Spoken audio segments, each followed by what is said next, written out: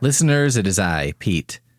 The Pete who does this podcast, the one you listen to on this all the time, unless you don't listen to this ever. It's Podoween, but I'm still me. Still normal me. The show changes, but me, I'm still the same piece of shit. I'm speaking to you not from the comfort of my normal studio, marginal as that is. Nor am I in my car as I do errands and squeeze in some microphone talking, because you're weird and will listen to that, and the true freaks among you even pay me money to do it sometimes. Money you could pay for freakier, but maybe more normal things, like seeing the feet of someone who maybe has really nice feet or super fucked up feet, depending on where you fall in that whole foot thing spectrum, which is a spectrum entirely made of freaks, but within that spectrum, there's a hierarchy. No, not from those places, but I speak to you from a dungeon in which I've been trapped. And you know this is serious because I didn't end that last sentence with a preposition. Allow me to explain. This tale of woe begins back in the 90s, the days when, well, things kind of looked a lot like today, with all the fashions and stuff coming back, which reminds me every day today that I was not cool then and remain uncool now. Back in those 90s, your hero, which is me, just go with it for a second, worked a job at McDonald's. Why? So I could join Columbia House Movie Club. Many of you are probably familiar with Columbia House Music Club and their deals like 6 CDs for a penny and 8 CDs for a penny, and, in a stroke of marketing genius that must have taken someone months to concoct, 12 CDs for a penny. What will they think of next? A bigger number of things for the same amount of money? I bet the one guy who came up with 6 CDs for a penny, then some other asshole was like, I know, 8 CDs for a penny. And that first guy, the 6 CD guy, just wanted to fucking kill that guy. Few of you, but some of you, are also familiar with Columbia House Movie Club, which had pretty similar setups like 11 movies for 1 cent each, and the cryptic 11 movies for 1 cent each, plus 2 more movies for a low price. What is a low price to you, Columbia House? Why can't I just get all the movies for a penny? How do the economics of this work? What if I give you a dime? You'd see an ad for something like 11 movies for a penny, and you'd be 15 and you'd think, what kind of madman is in charge of this? There must be some kind of crazy Kaplan-esque figure behind all of this to even conceive of such a money-losing deal. You are welcome for that reference, my Midwest friends. If you were ever in one of these clubs, you know that they were not as exclusive as their magazine ads would have you believe, or as the term club would have you believe. The only criteria for entry was a willingness to fall for marketing, 1 penny, and a complete disregard for reading the fine print. All of which I had, and still do, as evidenced by my vast collection of souvenir squashed pennies. I joined Columbia House Movie Club and received 11 movies plus a very small navy blue duffel bag, which I used for a ridiculously long time because, of course, every nice bag, every nice duffel I ever had broke almost immediately, but this crappy giveaway one that I didn't even really want lasted forever. I have this really nice Nike duffel bag that I've had since I was a small child, and it's ruined because the entire outside is covered in duct tape residue. But that Columbia House bag, that thing chugged along forever. It was indestructible. Also, do you like how I just say that Nike duffel bag is covered in duct tape residue as if that's not something I did? It's something that happened to me. Also, the blue bag, it didn't hold all the VHS tapes, which seems like a crime. I assume this duffel bag, the whole purpose of it was that I could cart around all these movies I got. Because shoot, I was set to be the most popular kid in school, right? Constantly invited to the houses of others to watch movies with giant bowls of popcorn and nobody noticing I was eating those giant bowls of popcorn entirely by myself. They'd be so enraptured by my movie picks they wouldn't even tell. What taste, they'd say. We were wrong about you, Pete, and all those things we thought about you. Wow, I'm eating about as much crow right now as you are popcorn. Now, I don't recall exactly the financials of Columbia House Movie Club, but it was something like this. You get 11 movies for a penny. Great deal. Then, by the end of the following year, you must purchase 4 more movies, and they have to be movies priced at a certain rate or above, which means really expensive, feels kind of illegal to charge this much. You probably could buy a VHS-sized brick of heroin for less money. So at the end of the day, maybe you got 11 movies for a penny, but another more accurate way of looking at it, at the end of the next day, which is when everything really happens, you probably got 15 movies for like $175, which still probably put you on top, but the house had other ways of extracting money from you. From me. It's me we're talking about right now, goddammit. Stop being selfish. Sorry. I had to stop for a moment. A guard just passed by my cell. I asked when I would get some food, and he said, "Pipe down," and smashed a VHS tape against the bars of my cell. I guess maybe it was supposed to be like a club or something, threatening, but the VHS tapes down here are all so old it just kind of crumbled against the bars. Didn't even look like it would hurt that much. One of Columbia House Movie Club's best tricks was their monthly picks. Every month, you'd get a postcard in the mail that told you what their next pick of the month was. All you had to do was check a box that said no thanks on that postcard, stick it back in the mail, and Columbia House would not send you that tape. However, if you didn't manage to get that postcard back in the mail, which I almost never did because I was 15 and that was far too much responsibility for me, they would send you a tape. Now, you could still write on that box, "Return to sender," and you wouldn't be charged for the tape. You still had the opportunity to send it back and not pay a thing for it, right?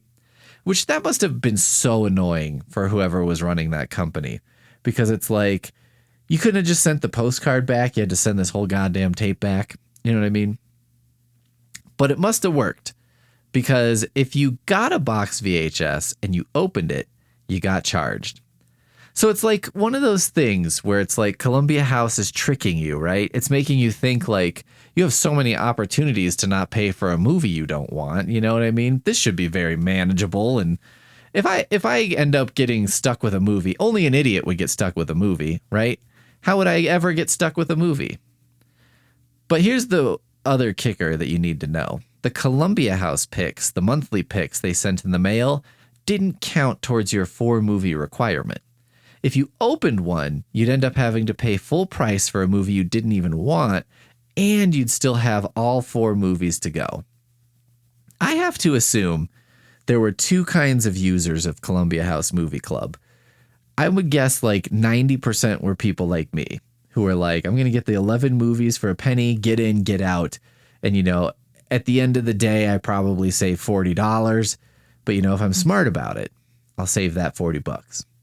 They're probably, maybe, there's like a super rich set of elites, right? Who are like, I'll just fucking get the monthly movie every month. Because why else, you know, that's what the club is, right? That's the whole thing of being in a club. And whatever movie they send me, I don't rent movies. I'm rich. I don't rent movies like a peasant, okay? I don't rent anything. I buy. I just imagine there had to be people like that, right? Okay, here's what happened to me and where this tale of Podoween woe really begins. I played a lot of GoldenEye on the Nintendo 64, and so of course I rented the movie. I remembered it being fine, maybe a little slow for me. I mean, I was a kid and I was not as charmed by Pierce Brosnan's alarmingly hairy chest as some of my friends' moms seemed to be. It almost seemed like when they picked Pierce Brosnan, I was like, okay, Remington Steele, check. Yeah, he's a good James Bond. That makes sense. Check. But also they were like, do you think we could find someone with a hairier chest than Sean Connery? And they're like, I don't know.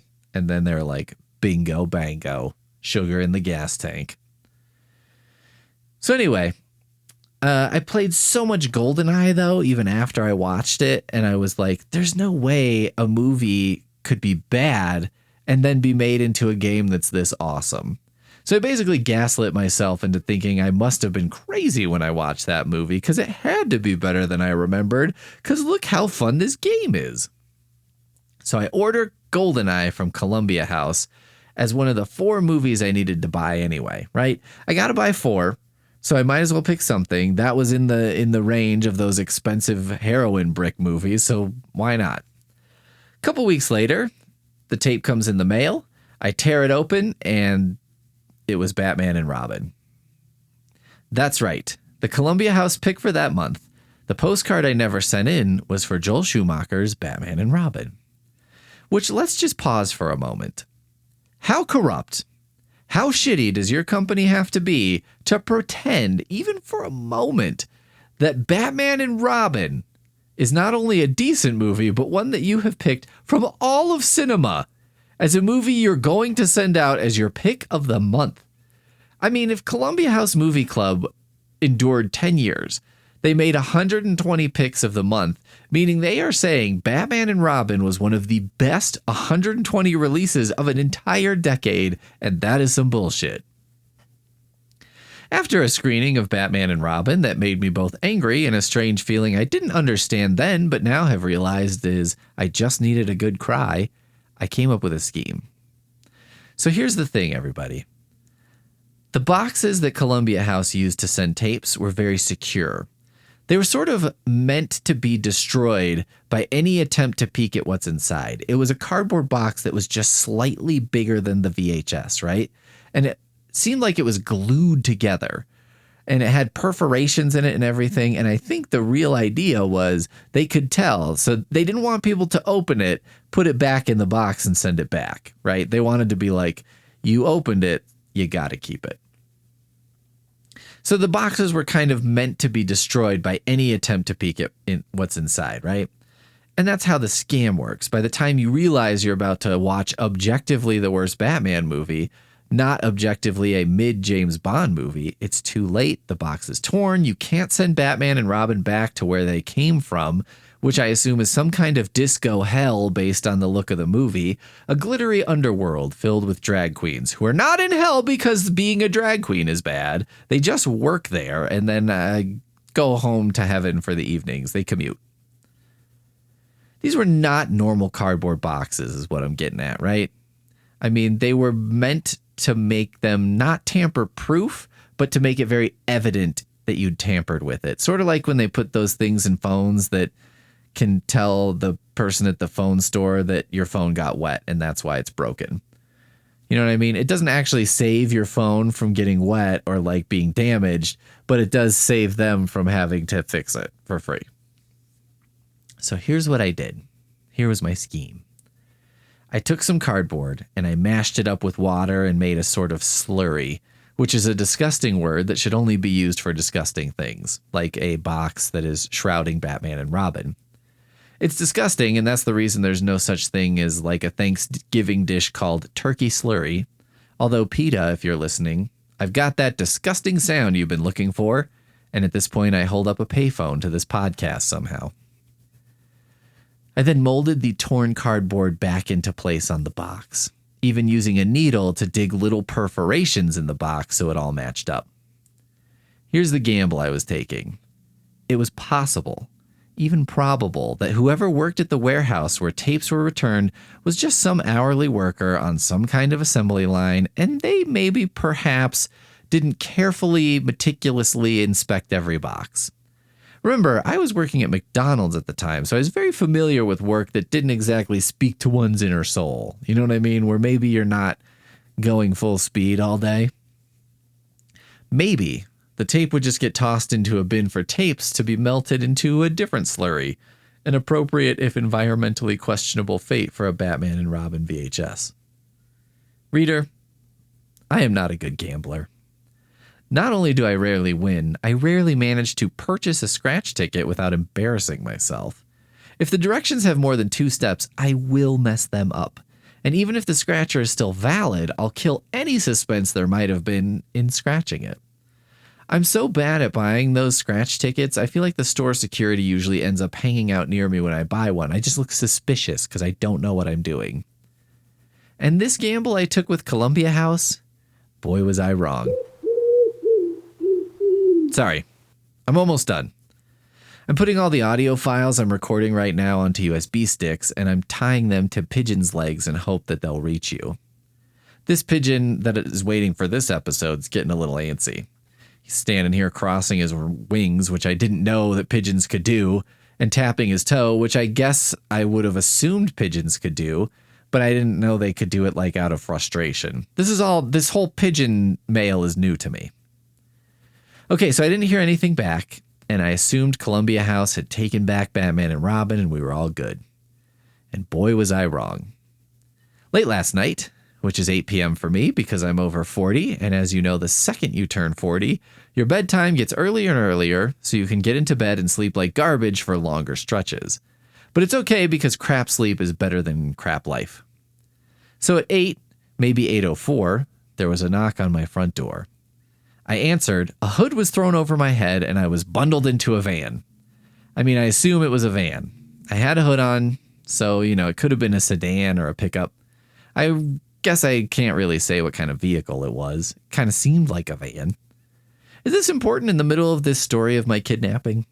I feel like it's important, but I know that sometimes my instincts to set the scene go too hard and I kill some of the story's urgency. So anyway, eventually the van stopped and they pulled me out, shoved me into a room, pulled off my hood, and locked me in. "Welcome to the Columbia House dungeon," a raspy, scary voice said. "Ooh, cool," I said. "Is this like the Criterion Closet? Do I get to make pics? They released Army of Darkness in the Criterion Collection, right? I don't see it here." The voice got even raspier, a sure sign of being fed up with me already. I know what being fed up with me sounds like. I hear it a lot. "No, it's nothing like the Criterion Closet. And no, Army of Darkness is not in the Criterion Collection." So, wow, great, crushed all my dreams in one go. "You are here," the voice said, "because you tried to pull a fast one. Does this look familiar?" The tall man, the raspy voice man. I turned and saw him. He was a real Angus Scrim. And from behind his back, he whipped out a cardboard box. One that looked like it had been glued together by an ape who was half-hearted about the project and not really feeling it that day, and also had never glued anything together and didn't really understand the basic aesthetics of cardboard boxes or sort of the concept of trying to bamboozle a mail-in movie club. Yes, that description. I'm talking about my copy of Batman and Robin. The tall man said, "For your crimes against cinema." "Cinema?" I said. "Seriously? Because maybe I fudged the numbers on a little home movie mailing service kind of thing?" "You broke a sacred trust in cinema. Trust is all we have." "Can we at least agree and call it cinema adjacent?" "Fine." Now we've reached the phase beyond fed up and have entered complete exasperation. A phase where sometimes I get what I want simply because everyone else is tired of dealing with me. "For your crimes against the cinema-adjacent industry, you are doomed to this dungeon until you can complete My Trials 3. "Complete thee," I said. "I need thee in there for the rhyme. Sorry, I know it's clumsy. Trial the first. You must pay the amount you owe for this tape, adjusted for inflation as well as being adjusted to the value of the particular movie in question, which comes out to... Actually, shoot, we owe you $4. The tall man managed to collect $4 exactly by going around the dungeon and asking all the guards. "Trial the second. Say you're sorry." So I did. These trials were really not so bad. Until... "Trial the third. You must stay in this dungeon until you watch 31 movies, randomly selected tapes from our pit of horror films." It might seem like this is a list you found on Letterboxd and then used a random number generator to pick from, but that's not at all what's happening. It's the tape pit thing. And so, listeners, I bring you Podoween 2025. 31 days, 31 podcasts, 31 horror movies, selected completely at random. All dates of first run. All sort of subgenres within scary movies. All sorts of bullshit. Will I find hidden gems? Treasures overlooked by Hollywood? Probably not. But I have no choice, listener. For you see, I'm trapped in a dungeon. A dungeon that's a lot like a metaphorical dungeon of my own making. One where I started doing this Podoween bullshit like 10 years ago and have to do increasing amounts of work just to keep this all going. But also, it's not like a metaphorical dungeon because it's super real. I'm telling you all the details about it. It's definitely not the metaphor dungeon. It's the real dungeon kind of dungeon. So we'll begin tomorrow with a tale of terror titled Danger USA. Wow, that whole Tale of Terror titled thing was very Crypt Keeper. Maybe if I just lose like 90 pounds and you could see my skull, they'd consider giving me his job. How bad does your life have to be to fantasize about becoming a literal ghoul? Oh, one more thing. If only there was a theme song.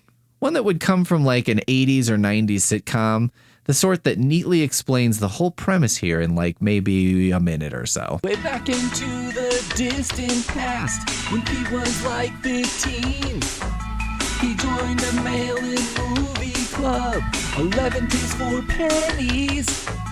And now cut to 2025, the movie club caught on to Pete's life, and now they want to punish him, so they trapped him in a room with a bunch of movie tapes.